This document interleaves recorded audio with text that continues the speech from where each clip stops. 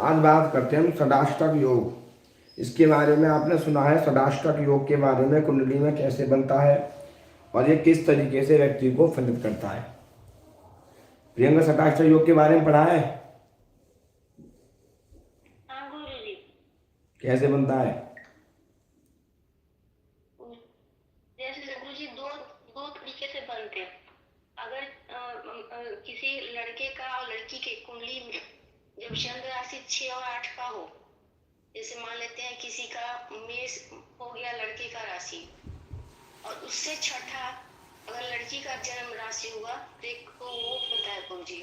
देखो देखो ये क्या है, देखो षडाष्टक जो 6 और 8 में 12 में बैठ जाए। अब देखो हम इसको 6 और 8 से देखो स्थिति से हम देखो अभी क्या है,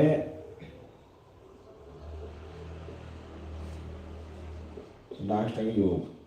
अब ये योग कुंडली में बनता है, देखो ये दो प्रकार से बनता है। ये सबसे पहले शादी विवाह में भी देखा जाता है। लड़का लड़की की जब कुंडली मिलान होती है या जन्म राशि से देखते हैं तो लड़के से लड़के की राशि या लड़की से लड़के की राशि 6 और 8 में ना होनी चाहिए।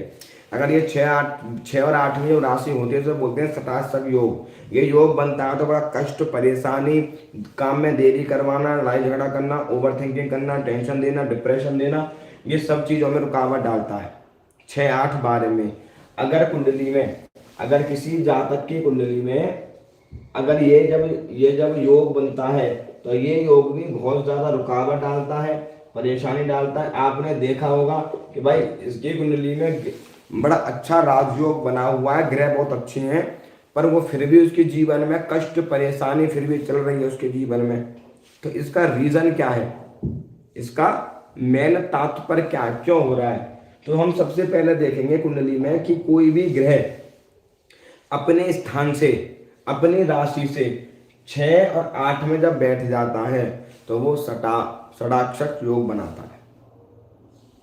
जब षडाष्टक योग जब बनाता है तो ये कैसे बनाएगा? जैसे मान के चलिए लगन का स्वामी मंगल है, जब छठे में बैठेगा तो और अष्टम में बैठेगा तो इस घर का मालिक, इस घर से अगर आप गिनोगे तो वो 6 और 8 में बैठेगा तो व्यक्ति को कष्ट देगा, परेशानी देगा, प्रॉब्लम देगा। जैसे मान के चलिए मंगल है, छठे घर में बैठ गया मंगल, अष्टम घर में बैठ गया लग्नेश, तो ये अशुभ हो गया। अशुभ होगा तो व्यक्ति को ओवर थिंकिंग, टेंशन, परेशानी, दुनिया भर की कष्ट होना, काम में रुकावट आना, काम में देरी आना, ये सारी चीजें व्यक्ति को देता है। फिर जब ये योग कुंडली में निर्माण होता है व्यक्ति की में, ये परेशानी, कष्ट देता ही देता है। तो ये देखना बड़ा जरूरी होता है ये। अब जैसा मान के चलिए, इसके लिए उदाहरण के लिए हम क्या बताएंगे, ये योग का ही अर्थ क्या है? षडाष्टक, यानी 6 और 8 जो इसे शब्द है, संस्कृत का शब्द है षडाष्टक योग। ये योग बहुत अच्छा भी होता है, ये योग बहुत खराब भी होता है। ये कई बार राजयोग बन जाता है, ये राजयोग भी बन जाता है, ये दुर्योग भी बन जाता है। इसको दरिद्र योग भी कहते हैं कि बड़ा परेशानी और संघर्ष और कष्ट देने वाला होता है। तो जब कुंडली में कोई भी ग्रह जब 6 अपने स्थान से, जैसा मान के चलिए चंद्रमा चौथे घर का प्लैनेट है, अगर चंद्रमा यहाँ से 1, 2, 3, 4, 5, 6 यहाँ पर बैठ गया तब भी ये दोष बना दिया। अगर चंद्रमा यहाँ बैठ गया यहाँ से तब भी ये दोष बना दिया। और कहीं ना कहीं हर किसी की कुंडली में ये योग बनता ही बनता है। कहीं ना कहीं या तो कोई ग्रह अपने से, अपने घर से छठे 8 में बैठ जाएगा, या जहां बैठा है वहां से छठे 8 में बैठ जाएगा। तो ये योग व्यक्ति के जीवन में देरी कराता है, होते होते काम को रोक देता है, परेशानी करता है और विलंब बहुत ज्यादा करता है। आप देखेंगे उसकी कुंडली में बृहस्पति बहुत बढ़िया है, सूर्य बहुत अच्छा है, फिर भी व्यक्ति को सफलता नहीं मिल रही है। तब आपको इस योग को देखना चाहिए, कहीं षडाष्टक योग तो नहीं बन रहा, अपने स्थान से 6 और 8 में ग्रह तो नहीं बैठे हुए। कई बार क्या होता है, मंगल से राहु 6, 8 में बैठ जाए तब भी षडाष्टक योग बनता है। शनि से मंगल ऐसे बैठ जाए तब भी ये देख लेना चाहिए दोनों में शत्रुता या दुश्मनी है। अगर जैसा एक और चीज मान के चलिए, जैसे कि अब चंद्रमा है, अब चंद्रमा से मंगल छठे में बैठा हुआ है, तो चंद्रमा का मित्र है, तो ये बनेगा राजयोग। चंद्रमा से सूर्य आठवें में है, तब भी ये राजयोग बनेगा। अगर चंद्रमा से शनि आठवें में है, तो षडाष्टक योग बनेगा। ये अच्छा नहीं होगा, ये व्यक्ति को बुरा परिणाम देगा, ये व्यक्ति जीवन में अच्छा परिणाम नहीं देगा योग। तो सबसे पहले आप ये देखा कि वो जिस घर का मालिक है वहां से वो कहाँ बैठा है, कितनी दूरी पे बैठा हुआ है। जब ये योग कुंडली में आ जाता है तो बड़ा संघर्ष, काम में देरी होना, काम में रुकावट आना, हेल्थ में दिक्कत होना, होते होते काम अटक जाना, हर काम में परेशानी उसको आती है, क्योंकि वो दोष बन जाता है। यही दोष शादी में जब हम लड़का लड़की की कुंडली जब मैच करते हैं आपस में, तो उसमें भी ये देखते हैं कि कहीं लड़के की कुंडली से लड़की की कुंडली में कोई षडाष्टक योग तो नहीं बन रहा, या लड़की की कुंडली से लड़के की कुंडली में कोई षडाष्टक योग तो नहीं बन रहा। इसीलिए कुंडली मिलाई जाती है मेन। ये योग हर काम में रुकावट देगा। अब जैसा मान के चलिए पंचम घर का स्वामी सूर्य है, अब या तो 1 2 3 4 5, अगर पंचम घर से बृहस्पति, अगर बृहस्पति यहाँ बैठ जाए, अगर पंचम घर से बृहस्पति लाभ भाव में यहाँ से बैठ जाए, तो कि यहाँ से अगर हम देखेंगे तो ये षडाष्टक योग बन गया। यहाँ से 1 2 3 4 5 6, जब इस घर में बैठेगा तो ये योग बनाएगा, इसमें नहीं बनाएगा। 5वें भाग्य में जब 10वें घर में बैठेगा तो व्यक्ति को संतान होने में थोड़ी देरी करेगा, संतान देगा, संतान विलंब से देगा, देरी से देगा, और संतान थोड़ी लड़ाई झगड़ा कलेश करने वाली उसकी होगी। इसका प्लैनेट कौन है? सूर्य। अगर सूर्य से भी अगर बृहस्पति, क्योंकि बृहस्पति कुंडली में संतान का कारक होता है, इस घर का वो कारक है, तो वो इस घर से जब 6 और 8 में बैठेगा तो परेशानी देगा। 6 7 और 8 जब वो यहाँ बैठेगा तब भी व्यक्ति को संतान होने में रुकावट डालेगा। अगर सूर्य से भी अगर 6 और 8 में बैठा हो तब भी के संतान में विलंब देगा। अगर आप कई बार कुंडलियां अगर आप देखते होंगे तो उनमें क्या होता है कि आपने देखा कि व्यक्ति कुंडली में बहुत बढ़िया राजयोग बना हुआ, बृहस्पति अच्छी कंडीशन में, सूर्य भी देख रहा है, मंगल भी अच्छा है, तब भी व्यक्ति को संतान में देरी हो रही है, तो कहीं ना कहीं ये षडाष्टक योग बनता है। ये योग अच्छी सफलता को रोक देता है। मैंने कई सारी कुंडलियां ऐसी देखी हैं बड़ा कि व्यक्ति कुंडली में सूर्य बहुत अच्छा सरकारी नौकरी का योग बना हुआ, व्यक्ति फिर भी 1 नंबर 2 नंबर 3 नंबर फाइनल तक जाके वो रह जाता है, वो फाइनल तक पहुंचेगा जरूर, वो बीच में रह जाएगा, वहां तक पहुंच ही नहीं पाएगा वो।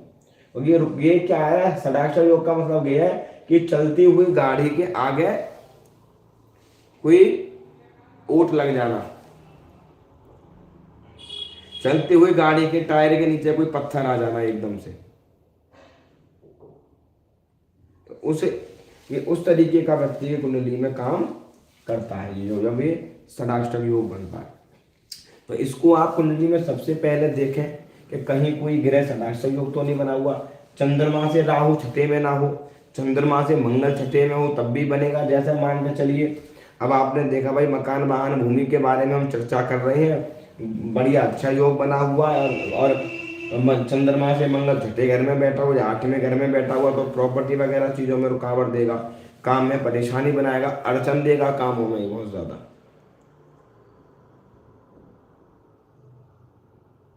षडाष्टक योग का मतलब अच्छी खासी गाड़ी के नीचे ओट आ जाना। जैसे आपके पास में गाड़ी नई है, नई गाड़ी है बहुत बढ़िया, आपने गाड़ी स्टार्ट हो गई और आगे वो बढ़ नहीं रही, तो भाई नई गाड़ी में एक दिक्कत थोड़ी आ जाएगी, वो उसमें से एकदम से, भाई पुरानी हो तो आप कह लो चलो खराब हो जाए, पर नई गाड़ी है जब उसके आगे ओट आ जाएगी तो वो फिर आगे नहीं बढ़ेगी। ऐसे जब ये योग बन जाता है कुंडली में षडाष्टक, तो व्यक्ति के जीवन की गाड़ी आगे नहीं बढ़ती। 2 नंबर 4 नंबर, अगर आप पढ़ाई में कर रहे हो तो पढ़ाई में देरी होगी, पढ़ाई में रुकावट आएगी, अधूरी पढ़ाई रहेगी, ज्ञान अधूरा रहेगा।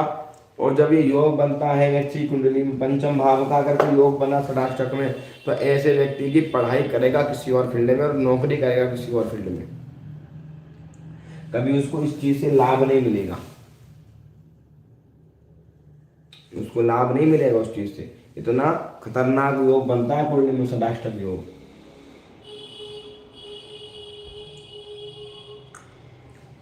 सप्तम घर से, सप्तम घर से इस घर का मालिक शुक्र बनता है। अगर ये छठे घर में पहुंच गया, 12वें घर में, आपने देखा होगा कई बार बहुत सारी कुंडलियों में आपने देखा होगा कि व्यक्ति के जीवन में सप्तम घर का लॉर्ड इस घर में आ जाता है। जैसे मान लो शुक्र यहाँ बैठ गया, जब यहाँ से शुक्र यहाँ बैठ गया तो आपने देखा होगा उसकी शादी में बड़ा देरी होती है, बड़ा रुकावट आती है शादी में, और शादी होने के बाद भी मैरिड लाइफ डिस्टर्ब रहती है, रहती नहीं रहती? ये तो मैंने शायद, गुरुजी ऐसा है। हाँ, कल मैंने कई बार कुंडली देखी थी, तो उसी कारण से बनती है। अगर यहाँ बैठ जाए तो रुकावट देगा, अगर यहाँ भी बैठा हो तब भी वो रुकावट देगा। शुक्र साहब जैसे अपने घर में बैठा हुआ है, रुकावट देगा, शादी के बाद में बनते बनते बिगाड़ देगा, रिश्ते टूट जाएंगे, कैंसिल हो जाएंगे, आगे व्यक्ति को नहीं बढ़ पाएगा वो। आप इसको कहीं कहीं से देख लीजिए,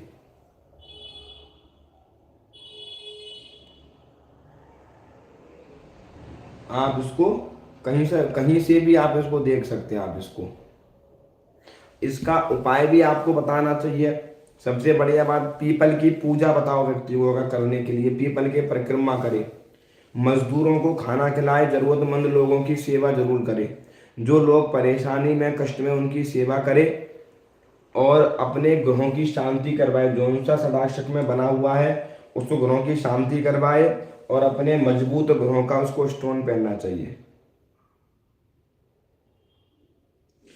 और खासकर इस दोष में हनुमान जी की पूजा जरूर करनी चाहिए। व्यक्ति का कुंडली बना हुआ है तो उसको हनुमान जी की पूजा करने को बताओ, क्योंकि सारे बाधा इस योग को तंत्र योग में भी आता है ये योग, और इसको यम योग भी कहते हैं। यम षडाष्टक को ही यम योग कहते हैं, यम योग। अगर ये योग शुभ स्थानों पर बन जाए, अब जैसे मान के चलिए मंगल से बृहस्पति छठे में हो तो बहुत बढ़िया दे देगा, राजनेता बना देगा, बहुत बढ़िया बना देगा, अच्छी चीजें बना देगा, पर्सनैलिटी बहुत बढ़िया दे देगा, और उच्च लेवल का ज्ञान दे देगा, बढ़िया दे देगा एकदम से। क्योंकि कुंडली में कहीं ना कोई ग्रह तो बैठेगा, पर यह है कि वो अपने घर से बैठेगा तो दिक्कत देगा। वो बात समझ में आई? अपने घर से बैठेगा तब वो इस कंडीशन वाली प्रॉब्लम आपको देगा वो। गुरुजी अगर शुभ ग्रह है और अपने से अगर 8वें में बैठता है तो मतलब राजयोग का निर्माण ना होगा ना, षडाष्टक योगी बनाएगा। क्यों बनेगा? ये सुनो, लगन, अब लगन क्या है? शुभ है। अब मंगल क्या है ना, मंगल यहाँ बैठेगा तो षडाष्टक योग बनेगा। यहाँ बैठेगा तब भी छपने से छठे बैठा हो तो यहाँ कमजोर होगा, निर्मल होगा। षडाष्टक योग का मतलब है निर्मल, कमजोर हो जाना। अच्छा खासा व्यक्ति कमजोर होना, सामर्थ्यवान ना होना। अगर हाथी के पैर में कुछ लग जाए तो है तो बलवान, पर वहाँ कमजोर पड़ जाएगा।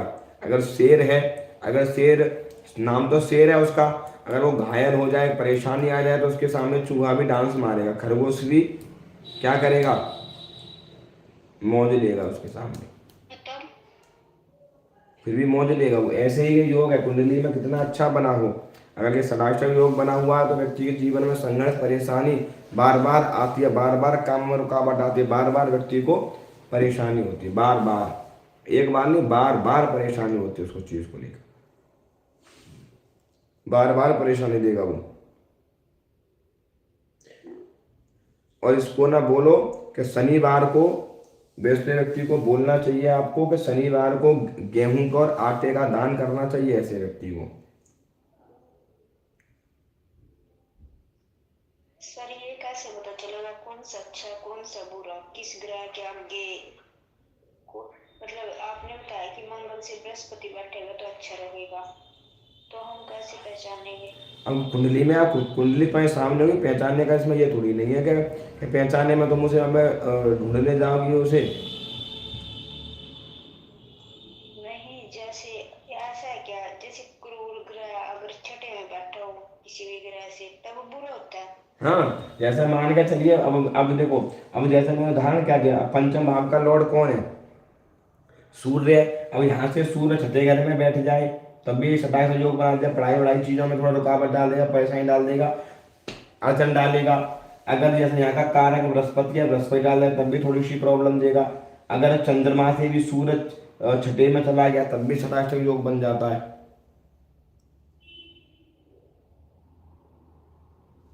अगर इन्हीं में जैसे मान के चलिए कोई शुभ ग्रह बैठ जाए इस योग में तो बड़ा कठिन के साथ में सफलता मिलती है। व्यक्ति को बड़ा मेहनत करना पड़ता है, व्यक्ति को बड़ा मेहनत करके संघर्ष करके बहुत ज़्यादा हर चीज़ में, हर चीज़ उसको ना मेहनत करने के बाद प्राप्त होती है। फोकट में कुछ नहीं मिलता उसको।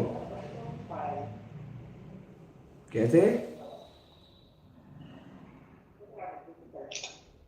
ये ग्रह के बताए ये तो आ गया मेरे समझ की। अगर किसी घर का स्वामी बैठा हो तो वो तो गलत है, छठे में और आठवें में।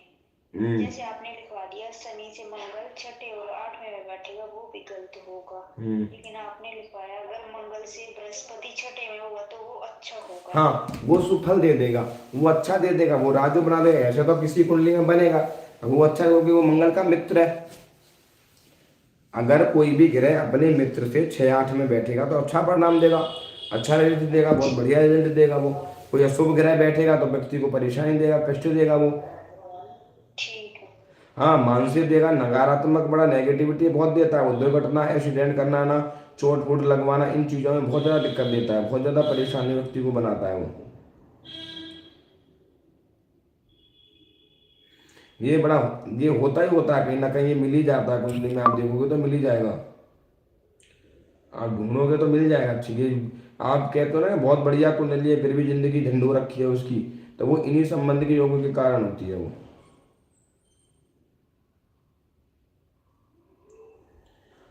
देखते देखते नहीं भाई। अब ऐसे ही आप शादी में देख लो, अगर किसी जातक की मेष राशि है तो कन्या राशि षडाक्षर दोष में आएगी,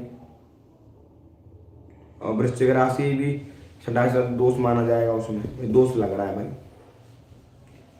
6 और 8 अपनी से दूसरे की 6 और 8 में नहीं होनी चाहिए भाई। अब यहाँ से भी देख लो तुम, 6-8 में कोई भी ग्रह जब जाएगा तब वो षडाष्टक योग बनेगा। ये योग बड़ा मेहनत देगा, संघर्ष कराएगा, परेशानी देगा। इस योग की पूजा होती है, अगर कुंडली में बन रहा है तो ये व्यक्ति को इसका निवारण कराना चाहिए, नमक ग्रह की शांति करानी चाहिए, ग्रहों की पूजा करनी चाहिए, उसको रुद्राभिषेक करने की सलाह दो, पूजा करने की सलाह दो उसको, तब जाके इस दोष का दूर होता है व्यक्ति के जीवन में। ये योग देखो, अब शुभ और अशुभ कैसे देखना है कि जब कोई भी मित्र ग्रह 6-8 से अपने मित्र को देखेगा तो कहीं ना कहीं अच्छा परिणाम देगा, वो देगा कहीं ना कहीं अच्छा परिणाम। मित्र है उसका, शत्रु को, अगर शत्रु को देखेगा तो प्रॉब्लम देगा, परेशानी करेगा, प्रॉब्लम देगा, वो देगा ही देगा। हम क्यों कहते हैं यहाँ पे भाई 6-8 बारे में भाव वो क्यों खराब बताया गया है? सबसे ज़्यादा 6 और 8 को क्यों सबसे ज़्यादा बताया गया है भाई? बताया गया, नहीं बताया गया सबसे ज़्यादा भाई 6-8 और 12 में। यहाँ पे द्वादशांश दोष लगता है, यहाँ पे षडाष्टक दोष लगता है, यहाँ पे अष्ट दोष लगता है, या षड दोष लगता है।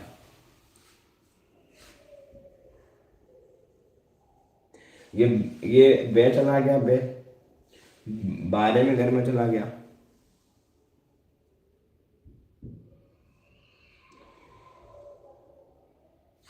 देखो हम, ठीक है ना, ये बात समझ में आई सबके? तो आपको अगर किसी की कुंडली में ये षडाष्टक योग देखना है तो आपको इस तरीके से आपको देखना चाहिए कि कोई भी ग्रह अपने भाव से 6 और 8 में है तो वो षडाष्टक दोष बना के बैठा हुआ है। अगर कोई भी ग्रह और अगर उस घर से 1 2 3 4 5 6 7 8 अगर जो ग्रह, देखो अब यहाँ से बृहस्पति तो षड में बैठा, बृहस्पति के अष्टम में आ रहा है, अष्टम में आ रहा है बृहस्पति से, तो अष्टम भाव क्या बन गया? अपमान का, मृत्यु का, कष्ट का, बाधी का, रोग का। संतान तो देगा पर कष्ट के साथ में देगा, प्रॉब्लम के साथ में देगा, देगा जरूर पर डिले करवाएगा। संतान आज्ञाकारी नहीं होगी, परेशान करने वाली, कोई ना कोई संतान प्रति कष्ट जरूर इसको बना देगा। अगर ये भाव किसी भी घर में बने, तो ये प्रॉब्लम देगा। धन के घर में बनेगा तो धन संबंधित परेशानी देगा, और सुख भाव का बनेगा सुख संबंधित परेशानी देगा। 10वें भाव के संबंध से बनेगा तो अपने नौकरी व्यापार संबंधित व्यक्ति को परेशानी देगा। ये बार बार अड़चन देगा, बार बार बिजनेस चेंज करवाएगा, बार बार अपने कार्य चेंज करवा देगा यहाँ से। अब एक चीज और हम बात करते हैं कि हमारे 4 चीजें होती हैं, धर्म, धर्म, अर्थ, काम और मोक्ष। आपको इस चीज के बारे में और हम पढ़ा लेते हैं। हमारी कुंडली में धर्म के भाव कौन कौन से होते हैं और अर्थ के कौन कौन से होते हैं, बताएं, बोलो। जी मैं ये पूछ रही थी, जैसे किसी भी भाव का स्वामी अगर 6-8 में जाएगा तो खराब होगा, तो गुरु जी अगर एक ही अगर स्वामी हो, छठे का भी और 8वें का भी, और अपने से 8वें में जा रहा है, फिर भी ये दोष लगेगा? क्यों? जैसे कि बता कैसे? जैसे मान ले, जैसे मान ले सिंह अंगल की कुंडली में मंगल यहाँ बैठेगा, ठीक है भाई, ये इसका मालिक इसका ही मालिक है, तब भी के दोष लगेगा इसमें। ठीक है गुरुजी, लगेगा, बिल्कुल लगेगा। तो गुरुजी अगर कर्क लग्न है तो 10वें का स्वामी मंगल बनता है, और पंचम का भी, और पंचम में आके बैठ जाए तो फिर 10वें का दोष दो बिल्कुल देगा। मैंने कई रुकावट देखे, बहुत सारे देखे। पढ़ाई लिखाई तो करवा, बस कार्य क्षेत्र में रुकावट देगा, परेशानी करेगा उसको वहां पे वो। और छठा घर किसका है? छठा घर देखो, अब वहां पर क्या, इसी छठे घर को लगा लो आप। छठा घर क्या है? रोग, शत्रु, बीमारी, कर्जा, ऋण, बहुत ज्यादा डिप्रेशन, परेशानी, हेल्थ इश्यूज बहुत देगा। अब अष्टम घर किस चीज का है? अपमान का, मृत्यु का, कष्ट का, चीजों का, व्याधि का, ऋण का, चोट का, एक्सीडेंट का, पुरातत्व का, संघर्ष का, मेहनत का ये घर है। ये मोक्ष का है, तो वो बनाएगा वो। कोई ग्रह अब अपने से 12वां व्यय। एक चीज और देखो, अब कुंडली में व्यय योग कैसे बनता है? देखो ये, अब जैसा मान को अब ये 12वां घर है, तो कहते हैं कोई भी ग्रह जब 12वां हो जाता है तो अपने घर के फल को कम कर देता है। पंचम ग्रह 12 में बैठेगा तो हल्का प्रभाव कम हो जाएगा इस ग्रह का, सप्तम का बैठेगा तो कम हो जाएगा। अगर कोई भी ग्रह अपने घर से अगर वो पीछे बैठता है तो वो व्यय हो जाता है।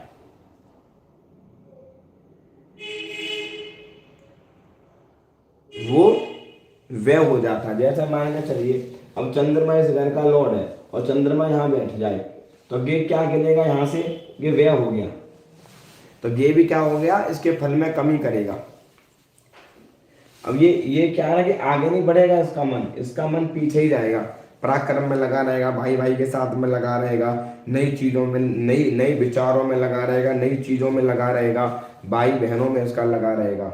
अगर यहाँ पर अब ये सूर्य यहाँ का लॉर्ड होकर अगर इस घर में बैठ जाए तो क्या ये भी व्यय हो गया। संतान में थोड़ा विलंबित, तो संतान में देरी होती है, पढ़ाई लिखाई थोड़ी दूर होती है, पढ़ाई लिखाई में कंफ्यूजन, टेंशन आती है। जब छठे घर का लॉर्ड यहाँ बैठता है, शुक्र छठे घर में बैठेगा तो शादी में देरी करवाएगा, ससुराल में रिस्पेक्ट वैल्यू बिल्कुल नहीं करवाएगा, प्रॉब्लम देगा, ससुराल से दूर रहने का योग बनेगा, हस्बैंड दूर रहेगा, दोनों में डिसबैलेंस थोड़ा रहेगा, बनेगी नहीं, जमेगी नहीं आपस में। तो ये जो भी ग्रह अपने से पीछे घर में बैठता है तो वो उसका व्यय हो जाता है, वो अपने उसके फल में कमी आ जाती है, वो अपने फल के प्रभाव को अच्छे से दे नहीं पाता, उसमें परेशानी आएगी, दिक्कत आएगी उसमें। उसके संबंधित चीज़ों को उसको मजबूत करो और अच्छा उसे मजबूत करने का प्रयास बताओ उसको कि हमें क्या करना, क्या चलना चाहिए, उसके जीवन में बदलाव आए थोड़ा बहुत। ये बात समझ में आई सबके? तो हमने आपको इसमें दो चीज बता दी। एक तो षडाक्षर योग कैसे बनता है कुंडली में, और दूसरा कि अपने से कोई भी ग्रह जब वारे में हो जाता है, व्यय हो जाता है, तो उसके भाव के फलों में कमी कर देता है। अब बना अभी देखो, अब ये धर्म,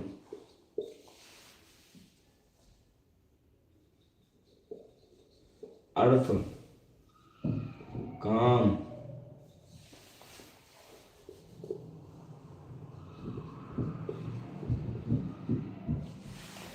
पता है चौथे घर का कारक चंद्रमा ही क्यों बना और लगन का ही सूर्य क्यों बना? कारक कास्ट में बहुत अच्छा ज्ञान देते हैं, बहुत बढ़िया। तो देखिए चौथे आपने देखा होगा कि लगन का कारक सूर्य को क्यों माना जाता है? क्योंकि सूर्य धर्म है। सबसे पहले क्या है? धर्म। धर्म क्यों तिवारी जी? सबसे पहले क्या आता है? सबसे पहले क्या आता है? धर्म, अर्थ, काम, मोक्ष में सबसे पहले प्रधानता किसकी है? धर्म की। तो सबसे पहले लगन को धर्म माना जाता है क्योंकि लगन व्यक्ति स्वयं होता है। अब इसका कारक सूर्य है। सूर्य व्यक्ति का धर्म होता है, देव वाला धर्म करना, अच्छा करना, बढ़िया करना, राजा करना, धर्म। अब दूसरा अर्थ है।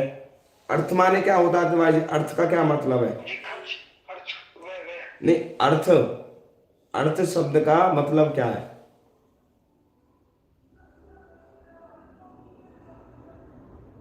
बताओ कोई अर्थ शब्द का। आकाश बता, अर्थ का मतलब क्या है?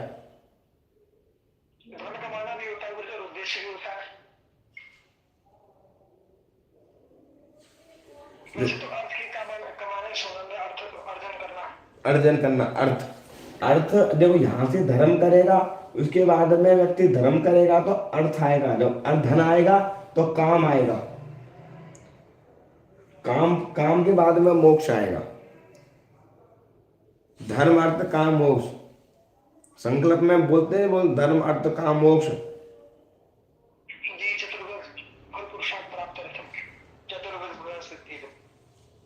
तो वो चीज है। अब उस चीज को यहाँ पे आप देखो, उस चीज को तो ये जो भाव जो बना तो वो किस चीज को? अब ये दूसरा भाव क्या है? अर्थ है। अर्थ माने धन का है। ये व्यक्ति धन अर्जित करेगा, अर्थ। ये काम का है। काम का माने, काम का अर्थ क्या है बताओ? सर कर्म। बताओ तिवारी जी। जी क्या? काम का अर्थ क्या है? ये काम मतलब कार्य भी होता है, काम भी होता है। काम माने इच्छा होती है, काम माने कार्य भी होता है, काम माने कामना भी होती है, इच्छाएं। इंद्रियां सुख की इच्छा भी होती हैं, बहुत सारी काम देता है। जब व्यक्ति के पास में धन होगा तो व्यक्ति के माइंड में क्या आएगा? खर्चा करने के विचार आएंगे, मन में सुख के विचार आएंगे। तो वो तीसरा, नई नई चीजों को जागृत करता है, तीसरा घर। बहुत बढ़िया बता रहा हूँ। ये काम माने क्या है ना? नई चीजों को जागृत करता है, तीसरा हाउस। नए दिमाग को, नए आइडिया को, नए विचारों को और नई स्कीम को जनरेट करता है। तुमने देखा होगा कि कोई कोई बंदा दुनिया से अलग हटके चीजों को लेके आता है, वो तीसरा घर जनरेट करता है उस चीज को, नई स्कीम को। तीसरा घर दिमाग, हाँ, जो नई चीज का आविष्कार करता है तो वो काम। इससे नई चीजों का विचार करने वाला, मन में सबसे अलग चलने वाला बंदा, सबसे दूर रहने वाला, सबसे अलग रहने वाला, क्योंकि ये एक काम माने हुनर। काम का तीसरा अर्थ है हुनर। नया हुनर होना व्यक्ति के अंदर। जब ये भाव पैदा होता है ना तो ऐसा व्यक्ति अपने अंदर एक हुनर लेके पैदा होता है। और तीसरा घर किसी का मजबूत है तो उसके अंदर कोई ना कोई अपना टैलेंट मिलेगा उसके अंदर। बिल्कुल कहता हूँ ये बनेगा बिल्कुल। जो व्यक्ति नया निर्माण करेगा, नई योजना बनाएगा, सबसे वो 1000 बंदों से अलग सोचेगा, उसकी कुंडली में तीसरा भाव एक्टिव है। बहुत अलग ही सोचेगा, वो अलग ही लेके जाएगा। तो वो नहीं। अब मोक्ष माने क्या होता है? मोक्ष का क्या अर्थ है? मुक्ति, हर चीजों से मुक्ति पाना। व्यक्ति ने धर्म करा, अर्थ करा, काम करा, फिर मोक्ष, अपने आप को त्याग देना, हर चीज से दूर हो जाना, मोह खत्म हो जाना, उसको मोक्ष कहते हैं। अब इस घर का मालिक चंद्रमा ही क्यों बना? क्योंकि चंद्रमा मन है और मन के अंदर स्थिरता नहीं है। जब व्यक्ति अपने मन को काबू में कर लेता है ना, तो वो मोक्ष को प्राप्त करता है। फिर वो कुछ भी धरती पे ला सकता है। वो अगर व्यक्ति मन को बस में कर ले तो वो कुछ भी प्रकट कर सकता है। कर सकता है नहीं कर सकता?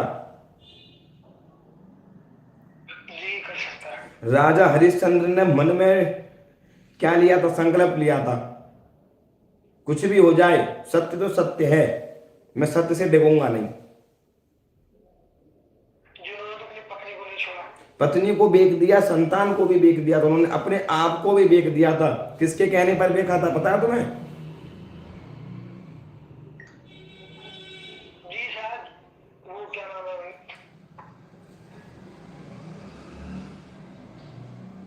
किसी के दरबार में गए थे ना, तो परीक्षा हुई थी उनकी। अरे ऋषि ने ली थी, तुम्हारी थी, तुम भागवत गए थे यार, पता होना चाहिए तुम्हें तो यार। ऋषि का जो नाम भूल रहे हैं, शायद विश्वादेव थे शायद। हाँ प्रिय, हाँ आकाश बता। क्या सर जी? राजा हरिश्चंद्र की परीक्षा किसने ली थी?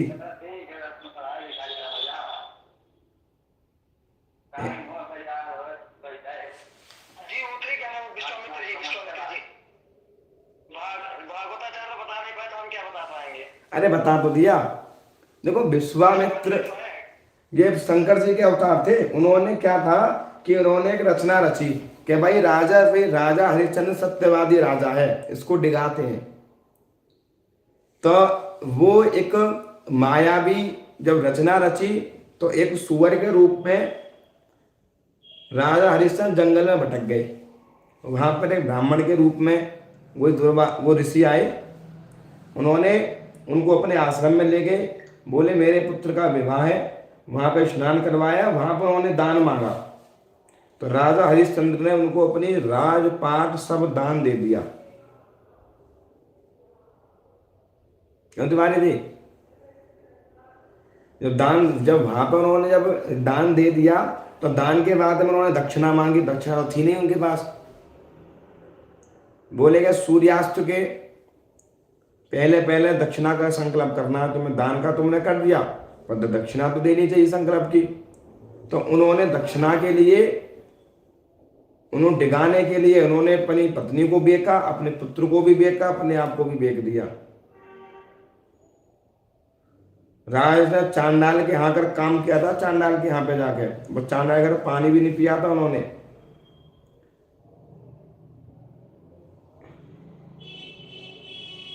तो तब उन्होंने वरदान दिया था जब राजा हरिश्चंद्र का तुम्हारा योगो योगों में नाम होगा। तो ये मोक्ष है, ये सत्य है।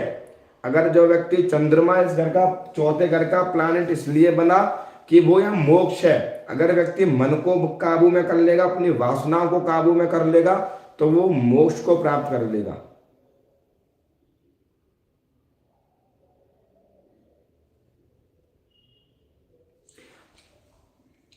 अब यहां से फिर दोबारा स्टार्ट हुआ धर्म पंचम से। फिर यहां से कहा हुआ अर्थ। अब यहां से हुआ अर्थ काम, फिर यहां पर काम आ गया। ये सूत्र आज तुम्हें ना इतनी ज्योतिष सिखा देगा सूत्र, क्या तुम ना 40% ज्योतिष सीख जाओगे इसी सूत्र से। और मोक्ष,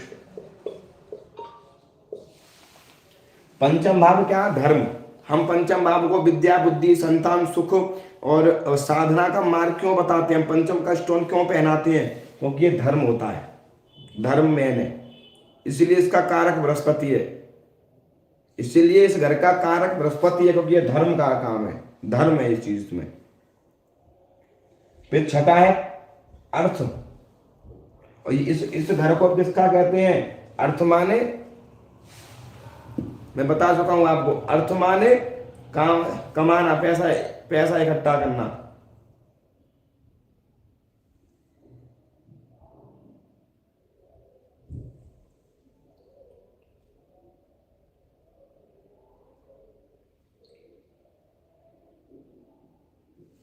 अब अर्थ का जो उद्देश्य है, तीसरा घर आ गया अर्थ का। जब व्यक्ति जब पैसा कमाएगा तो भाई पैसा कमाएगा, सब चीज करेगा, वो मेहनत करेगा। ये भी इस बार घर को नौकरी का घर कहते, छठे घर को। जब जब व्यक्ति धन कमाएगा तो हर चीजें आएंगी, संकट भी आएगा, परेशानी भी आएगी, दुख भी होगा, कष्ट भी होगा। छठा सप्तम भाव वही आ गया, काम, काम वासना, इच्छाएं, सब चीज वही चीज आ गई सेम। आठवां घर मोक्ष का होता है, इसलिए इसको गुप्त विद्याओं का भाव भी कहते हैं। अचानक होने वाली चीजों का भाव भी कहते हैं, अचानक होने वाली घटनाओं, अचानक जो घटनाएं होती हैं वो अष्टम घर से देखी जाती हैं। गुप्त तो ज्ञान देता है अष्टम भाव। अष्टम भाव में बैठा हुआ सूर्य व्यक्ति को पैदा होते ही ज्योतिषी बनाता है। अष्टम भाव में बैठा हुआ केतु व्यक्ति को पैदा होते ही तंत्र मंत्र में ज्योतिष फील्ड में ले जाएगा। अष्टम भाव में बैठा हुआ बृहस्पति व्यक्ति को बहुत अच्छा बनता है, हर चीज से बचाव करेगा, अपमान से, मृत्यु से, कष्ट से, परेशानी से।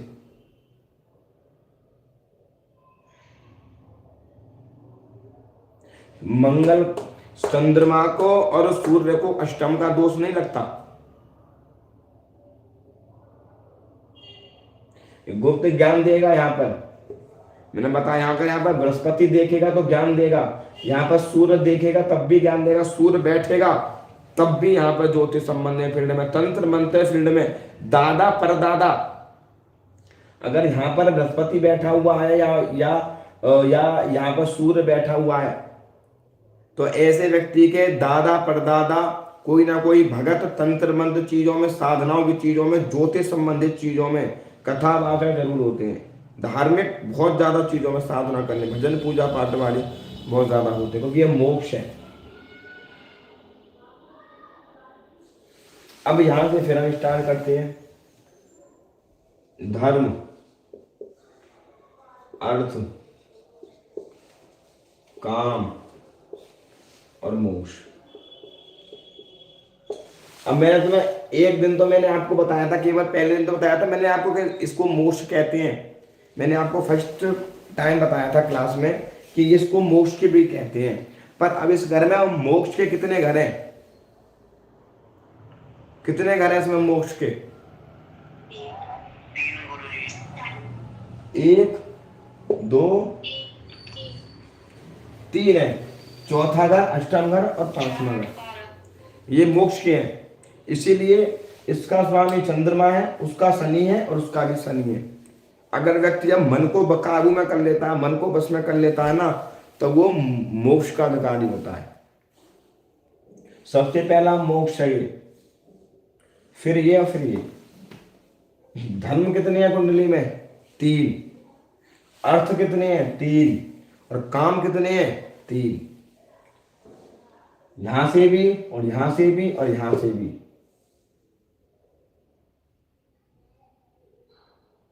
भाई ये भी ये लाभ है यहां से, ये भी, ये योजना, काम, इच्छाएं, यहां से भी पैसा देखा जाता है। शेयर मार्केट संबंधित चीजों में देखा, विदेश संबंधित चीजों में यहां से देखा जाता है कितना जनरेट करेगा व्यक्ति, कितना पराक्रम मजबूत है उसका। यहां से भी लाभ दिखे, कहां से लाभ लेगा, कहां से उनको लाभ मिलेगा। और ये भी, ये काम है, यहां से भी इच्छाएं प्रकट होती हैं। यहाँ ये पार्टनर का होता है। अब यहाँ भी सप्तम घर को भी बिजनेस का कहते हैं, व्यापारिक का काम होता है, व्यापार करने का, इसलिए इसको कहते हैं यहाँ पर। अगर शनि यहाँ से उच्च का देखेगा तो कोई ना कोई व्यापारिक संबंधित चीजों में ले जाएगा। शनि अगर यहाँ बैठेगा तो बिजनेस करवा देगा। ऐसे व्यक्ति को बिजनेस करना चाहिए, बिजनेस वाले फील्ड में जरूर जाना चाहिए। अगर शनि यहाँ देखे, शनि यहाँ बैठे तो कोई ना कोई व्यापार करने के मन में इच्छा होती है और पार्टनरशिप में कोई ना कोई बिजनेस करता है। अब अर्थ, अर्थ कितने? 1, 2, 3। अब यहां से भी धन संबंधित 35 चीजों को देखा जाता है। यहां से भी नौकरी का विचार होता है, यहां से भी होता है। अब जब व्यक्ति जब धर्म करेगा तभी तो वो अर्थ तक पहुंच पाए। जब अर्थ करेगा तब वो काम तक पहुंच, काम करेगा तभी तो वो मोक्ष तक पहुंच पाएगा। इसीलिए हम पंचम का, नवे का और लगन का उसको स्टोन पहनाते हैं। इनको मजबूत करने के लिए कहते हैं। जब व्यक्ति का धर्म मजबूत होगा तो आगे चीज तो अपने आप पहले हो जाएंगी। सबसे पहले उत्पत्ति धर्म की तो हुई थी,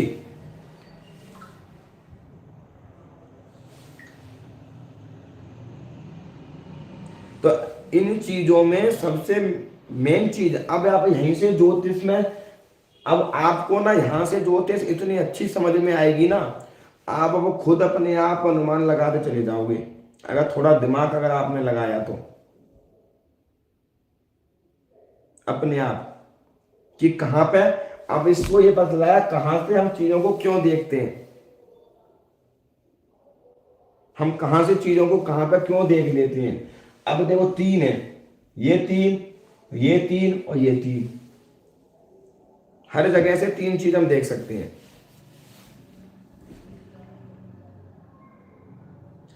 तो कुंडली में भी ये चीजें होती है। मैंने धर्म अर्थ काम मोक्ष,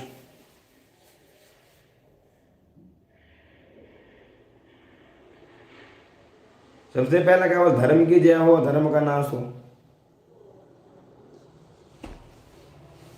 व्यक्ति को इसलिए लगन सर्वोपरि मान, इसलिए उसको सबसे पहले इस चीज, अगर इसीलिए मैं कहता हूं कि इनका अगर प्लानेट अगर नीच स्थिति में भी बैठा है तब भी उनको मजबूत करो, तब भी उसको अच्छा करो,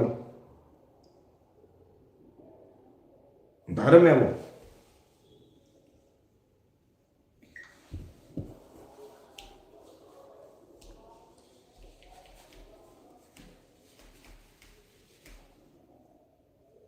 अब व्यक्ति मोक्ष कब जाएगा,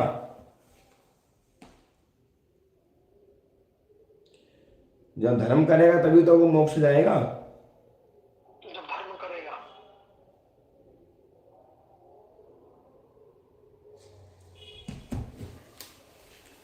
तो ये व्यक्ति की कुंडली का सार होता है। आई बात समझ में नहीं आई? जी। तो अब यहां से आप कहीं भी देख लो चीजों को लेके, अर्थमान कमाने का जरिए, अर्थमान धन का संशय, धन का संशय यहां से भी देख लो, यहां से भी देख लो और यहां से भी देख लो। काम योजना बनाना, काम करना, काम वासना, इच्छाएं जागृत करना, नई योजना बनाना, नए नए तरीके करना, वो यहां से देख लो आप। और मोक्ष का तो आपका है अष्टम भाव पुरातत्व, ये व्यक्ति का खुद का मोक्ष होता है, ये उसके दादा परदादा का होता है, ये उसकी और पीढ़ी से होता है।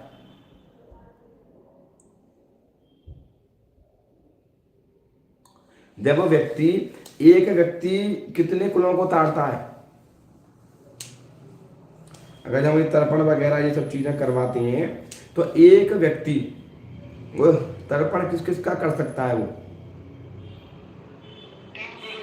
तीन पीढ़ी तो है ही है, पर अपने नानी का, अपने पिता का और अपने ससुर का।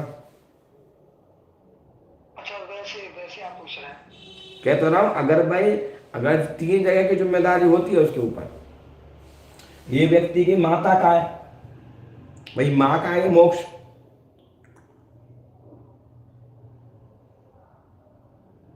ये व्यक्ति के खुद का है, ये इसका पास्ट है, ये तीसरे नंबर का मोक्ष है।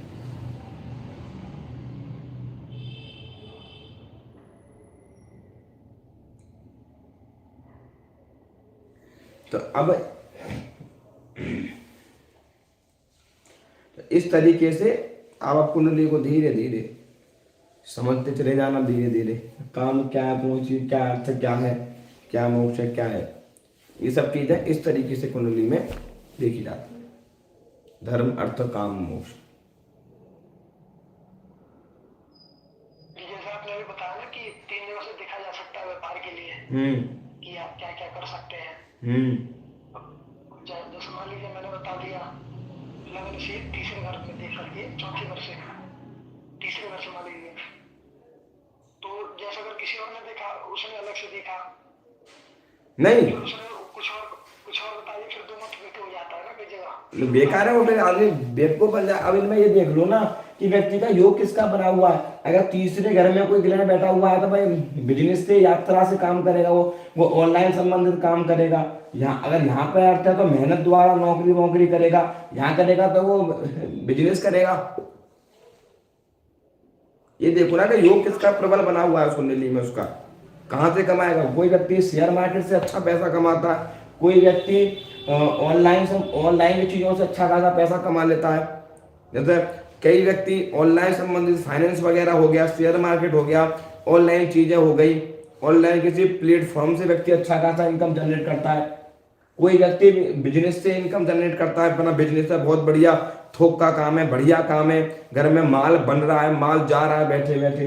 ये व्यक्ति का नौकरी का या छठा घर नौकरी का होता है। नौकरी यहाँ से नहीं मिलती, ये नौकरी का नहीं है, कर्म है ये तो।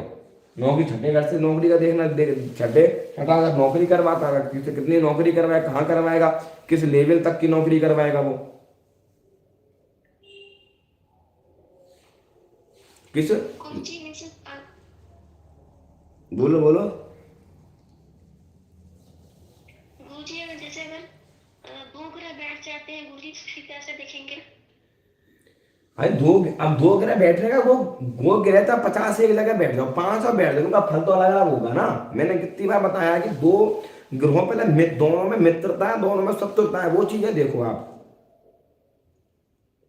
अगर आपकी कोई दोस्त है और वो तुम भी उसके दोस्त हो, आप दोनों को एक कमरे में बंद कर दिया जाए तो आप कैसे रहोगी?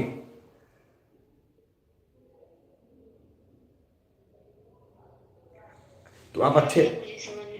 अगर आपका कोई शत्रु है उसके साथ में आपको रख दिया जाए तो वो आपको मारने की योजना बनाएगा, तो प्लान देगा वो वहां पे। हाँ ये देख लोगे वो तात्कालिक मित्रता पे तो नहीं है वहां पे। अब ये देख लो, जैसे मान के चलिए कि जैसे आप इस चीज को मान के चलिए क्या कि बृहस्पति किसी से शत्रुता नहीं निभाता, पर बुध शत्रुता निभाता है बृहस्पति से।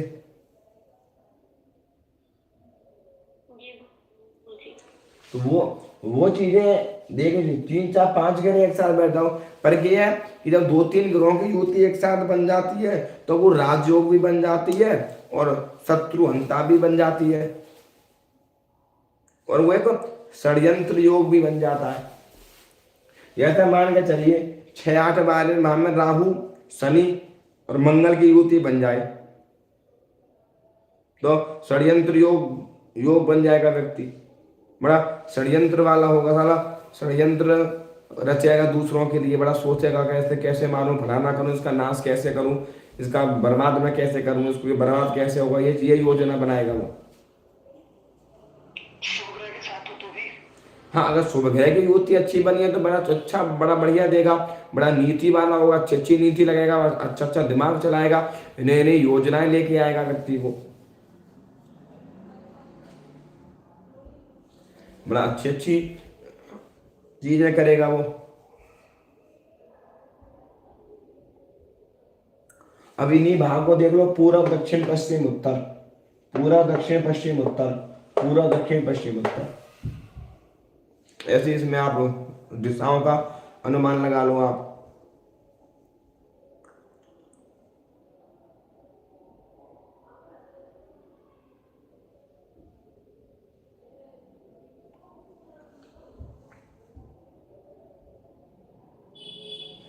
तो अब इसी तरीके से पता चल जाता है।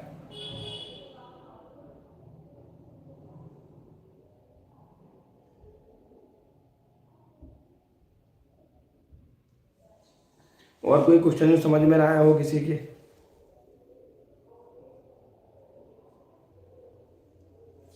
तो पूछो, समझ में ना आया हो, क्योंकि जब तक हम चीजों को अच्छे तरीके से नहीं समझेंगे तब तक चीजें नहीं जाएंगी। और ज्योतिष में जब तक आप इष्ट साधना नहीं करोगे तब तक, मैं बार बार कह रहा हूँ, कोई गुरु बनाओ, गुरु मंत्र लो, गुरु मंत्र नहीं आता तो जो आपके इष्ट हैं उनकी पूजा करो, किसी से पूजा करने का विधान पूछो, आपको नहीं आता आप वो तरीका पूछो, किस तरीके से हमें साधना करनी चाहिए और कैसे हमें करनी चाहिए, किस देवता की हमें साधना करनी चाहिए। अगर आपको पहले से इष्ट है तो उसकी साधना आपको कैसे करनी चाहिए। अगर आपको वास्तविकता में ज्योतिषी बनना है तो, अगर आपको झोला छाप ज्योतिषी बनना है तो आप पढ़ते रहो, तो मैं कुछ नहीं हो सकता तुम्हारा। जैसे गुरुजी गुरु कृपा जरूरी है इसमें। हर चीज में गुरु कृपा, 2 ही चीजें होती है, या तो भगवान गुरु कृपा से मिलते हैं या भक्ति से मिलते हैं। तो आप ही बता दिए, आप ही गुरुदेव हैं सभी के हैं। नहीं क्या मैं, गुरुजी आप ही बता दीजिए। चलो देखो याद, देखो भगवान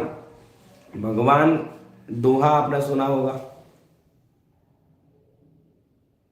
भाई गुरु देखो, भाई भाई देखो, एक मूर्ख व्यक्ति था, बड़ा भोला भाला अच्छा व्यक्ति था वो, कम बुद्धि कह लो, कम माइंडेड कह लो। तो एक ने किसी से पूछ के, एक ने किसी को कह दिया कि तू इस रास्ते पे निकल जा, तेरे को भगवान मिल जाएंगे।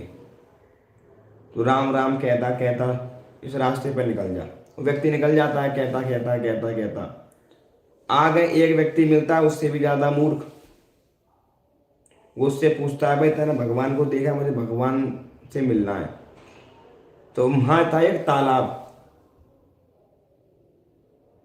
तो उस तालाब में कह रहे इस तालाब में तो डुबकी लगा ले। तालाब था गहरा, भाई उसने कहा है कि भाई भगवान इसमें, उसे भगवान की इच्छा थी, उसमें कूद गया। अब वो डूबने लगा, राम राम कहते कहते भगवान प्रकट हो गए, भगवान ने दर्शन दिए उसे। भाई अब क्या ना, दो हो गए, गुरु वो हो गया, तभी तो भाई गुरु गोविंद दो पटे काके लागू पाए। आपने सुना भी होगा खूब सारी ये चीजें आपने। भाई भगवान को बताया किसने? भाई उसने तो बताया, गुरु ने। चाहे उसकी भावना गलत थी उसकी, पर रास्ता किसने दिया कि तू इसमें जा, तेरे को भगवान इसमें मिलेंगे। मूर्ख था व्यक्ति, वो उसमें भाई घुस गया, उसमें वो भगवान बिल्कुल मिले। तो अच्छे गुरु का और बुरे गुरु का व्यक्ति को कहीं ना कहीं से तथ्य निकल के आता है कि अच्छा क्या है, बुरा क्या है। जी आजकल विश्वास पात्र गुरु नहीं है, आप है तो आप बता दीजिए गुरु जी। अब किसी और को कहाँ ढूंढने जाएंगे? अब रोली है, रोली पता नहीं कहाँ घूम रही है, क्लास में है ही नहीं, वो पता नहीं कहाँ चल रहा है। सर यहीं पे हूँ मैं। तो सबसे पहले ज्योतिष में इष्ट साधना, हर व्यक्ति को सूर्य की आराधना करनी चाहिए। सबसे पहले सूर्य ज्योतिष है, प्रतिदिन सभी सूर्य को जल देना प्रारंभ करो सबसे पहले। गुरु जी मंत्र का भी जप करना पड़ेगा ना, सूर्य का जो। बिल्कुल, आप सूर्य भगवान को जल दो। अगर आप ब्राह्मण हो तो गायत्री मंत्र का जाप करो, गायत्री जपो, अधिक से अधिक जो भी आप कर सकते हो। प्लस अपने इष्ट दो प्रकार से देखते हैं, पंचम घर का भी इष्ट होता है, पंचम घर से भी हम इष्ट साधना के बारे में देख लेते हैं।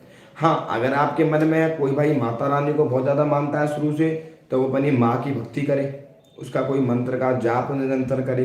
कोई ठाकुर जी को मान रहा है तो ओम नमो भगवते वासुदेवाय मंत्र का जाप करे। कोई हनुमान जी को मान रहा है तो हनुमान जी का पाठ करे। कोई विष्णु जी को मान रहा है तो विष्णु जी का पाठ करे। तो उसको निरंतर रोज पूजा में आप करो, उसको निरंतर तरीके से आप करो उसको, तब आपकी इष्ट साधना प्रबल होगी। जब आपकी इष्ट साधना प्रबल होगी तो आप अपने आप में ज्योतिषी बन जाओगे। आप जब ये आपका माइंड खाली होगा ना, जिसमें कचरा भरा हुआ है, गंदगी, ये भजन करने से साफ होगी, है नहाने से साफ नहीं होगी। क्या आप सोचोगे नहाने से और बढ़िया क्रीम पाउडर, जैसा दीश का सोचे कि मैं क्रीम पाउडर लगा लूँ उससे सब साफ हो जाए? कुछ नहीं होगा।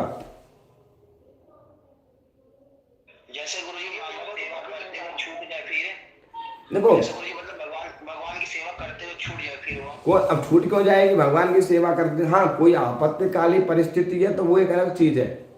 वैसे निरंतर जितना प्रयास ये रखो कि हमें करनी चाहिए। कि मतलब भगवान की सेवा करते हुए मतलब माला का टाइम मुझे मतलब वो फिर वो टाइम ज्यादा ना करे, फिर उसका नुकसान ही होता है। नहीं, वही नुकसान नहीं है। देखो भगवान कभी नहीं कहता, वो तो व्यक्त तो ये तो लोगों ने अपने आप में लीला बना ली। बताओ, किसी ने, कोई भगवान कह रहा है मेरी पूजा कर, आपसे किसी ने कहा भगवान पूजा करने के लिए?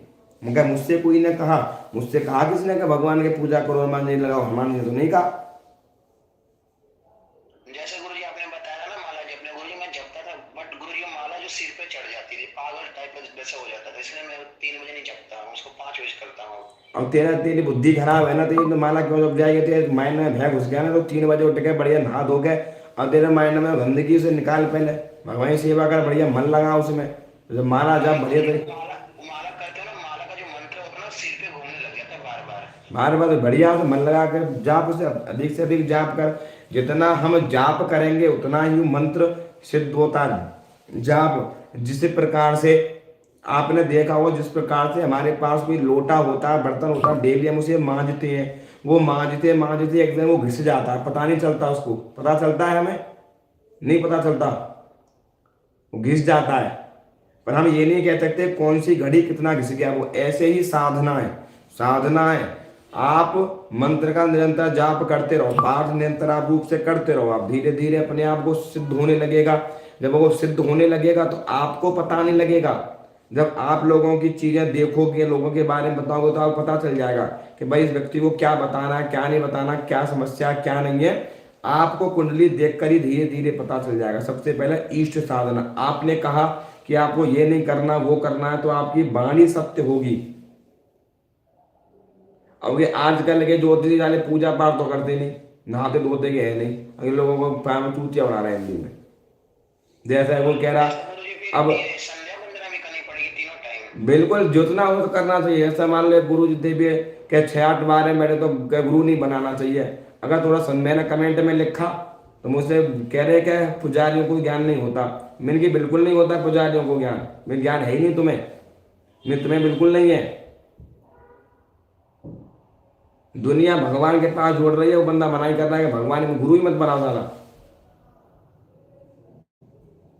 जी आजकल तो लोग भी कहते हैं ठाकुर जी को गुरु मान लिया, भोले बाबा को गुरु मान लिया। भाई गुरु गुरु है, गुरु बिना गुरु के नहीं है ज्ञान। गुरु बिना गुरु के भगवान नहीं है।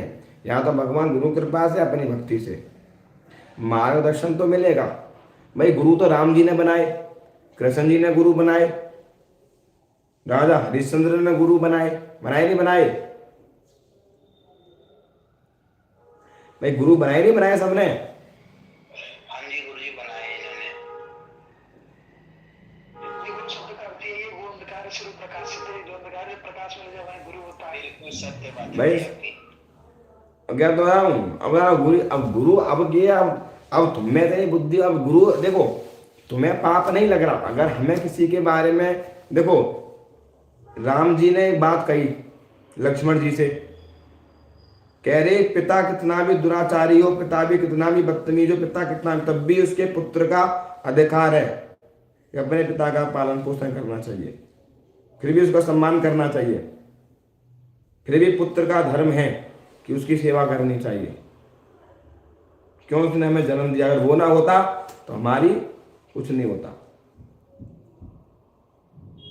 गुरु संध्या वंदना में कुछ नियम बताओगे? संध्या वंदन क्या है? पुस्तक आती है उसे पढ़। संध्या वंदन आती है, पुस्तक पढ़ सीधे सुबह बढ़िया तरीके से पढ़, गायत्री जप। जैसे गुरु जी मैं भागवत पढ़ता हूँ, मुझे मतलब वो जो उसका थोड़ा वो शब्द है ना कठिन लगता है, फिर मैं पढ़ता हूँ, कोशिश करता हूँ। रियाज करना चाहिए, बिल्कुल करना चाहिए। करत करत अभ्यास होता है जो पढ़ना चाहिए। किसी से पढ़ो। जैसे जैसे हम लोग अगर गीत कराते हैं, करते हैं हम लोग, तो उसमें तो गुरु मंत्र देते हैं ना हम लोग। बिल्कुल देते हैं, बिल्कुल देना चाहिए उसको। और इसलिए तो उसको भी तो साध सकते हैं हम लोग। हाँ बिल्कुल जप सकते हैं। गुरु तो गुरु है, गुरु तो कोई भी है। गुरु गुरु का मैटर अलग है। गुरु तो कोई भी हो सकता है। गुरु तो गुरु जी इधर आपके क्षेत्र में उत्तर प्रदेश में तो बना लेते हैं, जैसे हमारे बिहार में आप जाएंगे तो यज्ञ पवित्र मतलब गुरु मंत्र पुरुष को दे देते, फिर दोबारा गुरु दीक्षा नहीं लेता, वही वही गुरु दीक्षा हो जाती है उसकी। भैया तो गुरु ये अब हमें हमारा जन्म हुआ, हमें मंत्र मिला, वही गुरु मंत्र है, उसका ही आप जाप करो, जाप करो, जाप करो निरंतर। भाई गुरु क्या देता है? गुरु हमें एक, आपने राई का दाना देखा होगा, राई का दाना जितना होता है इतना मंत्र देता है हमें। अब हम उसको कितना उगा सकते हैं, उसकी छत्र छाया में कितने लोगों को हम बैठा सकते हैं, वो हम पे डिपेंड करता है। गुरु जी को दोबारा बताना ये बात आपने जो बोली। भाई देखो गुरु मंत्र क्या, गुरु एक बीज देता है, बीज।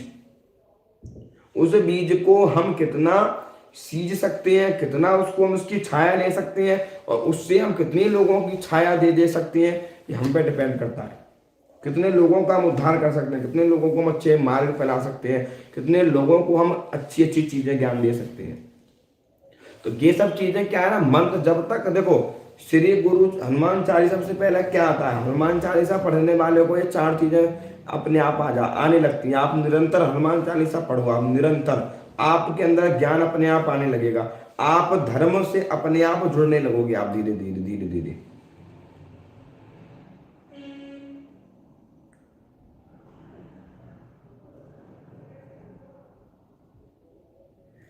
तो ये इन सबसे पहले ये व्यक्ति को करना चाहिए। अगर आप देखो निरंतर ज्योतिष पढ़ो, उसके साथ में आपके पास में तपोबल जरूर होना चाहिए। अगर तपोबल नहीं होगा तब तक आपको सही मार्गदर्शन किसी को नहीं दे सकते।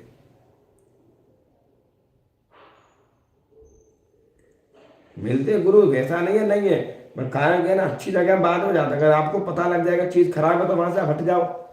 भाई जैसे मान लो अबे आप जुड़े किसी के साथ में, भाई आपको नॉलेज थोड़ी है, वो तो वो बंदा दे रहा है, उसको दोष लग रहा है, तुम्हें नहीं लग रहा दोष। हाँ, अगर आपको पता चलने के बावजूद भी अगर आप उसके साथ हो तो आपको दोष लगेगा।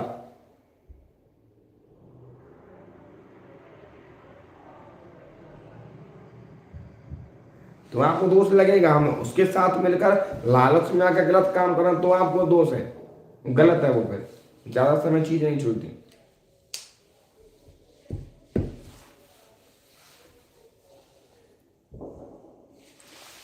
और कोई क्वेश्चन जो किसी के समझ में ना आया हो?